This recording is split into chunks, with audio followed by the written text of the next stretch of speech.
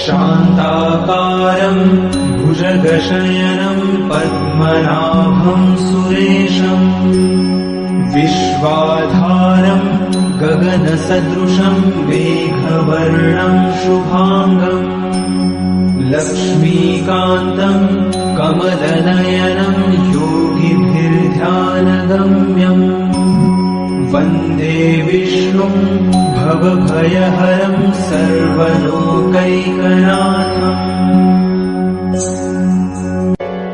शान्ताकारं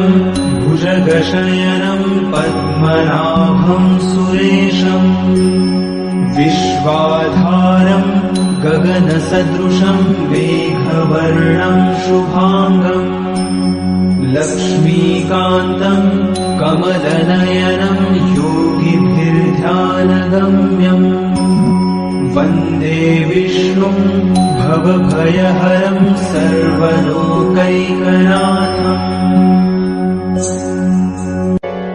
शान्ताकारं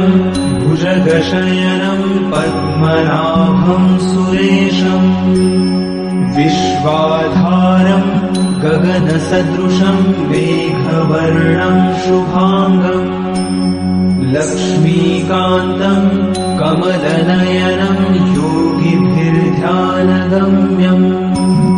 वन्दे विष्णुं भवभयहरं सर्वलोकैकनाथम्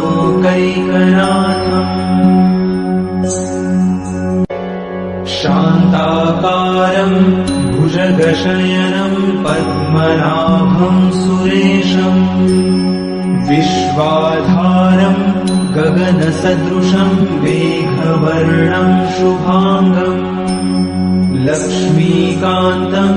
कमलनयनं योगिभिर्ध्यानगम्यम् वन्दे विष्णुं भवभयहरं सर्वलोकैकनाथम्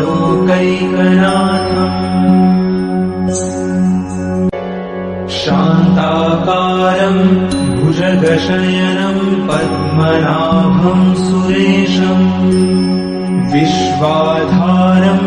गगनसदृशं मेघवर्णं शुभांगं लक्ष्मीकान्तं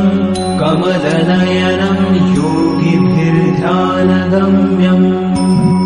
वन्दे विष्णुं भवभयहरं सर्वलोकैकनाथम्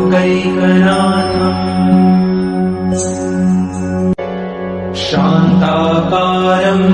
भुजगशयनं पद्मनाभं सुरेशं विश्वाधारं गगनसदृशं मेघवर्णं शुभांगं लक्ष्मीकान्तं कमलनयनं योगिभिर्ध्यानगम्यम् वन्दे विष्णुं भवभयहरं सर्वलोकैकनाथम्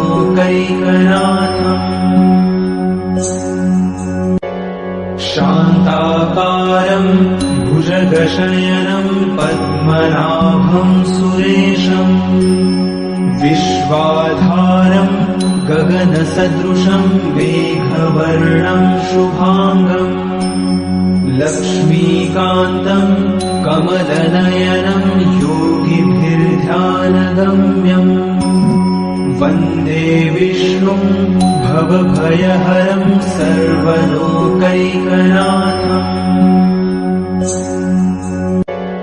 शान्ताकारं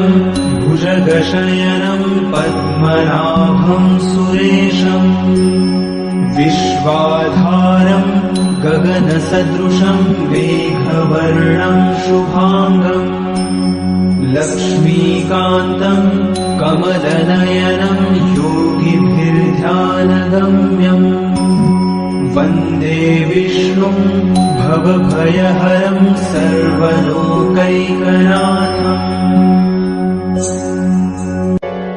शान्ताकारं भुजगशयनं पद्मनाभं सुरेशं विश्वाधारं गगनसदृशं मेघवर्णं शुभांगं लक्ष्मीकान्तं कमलनयनं योगिभिर्ध्यानगम्यम् वन्दे विष्णुं भवभयहरं सर्वलोकैकनाथम्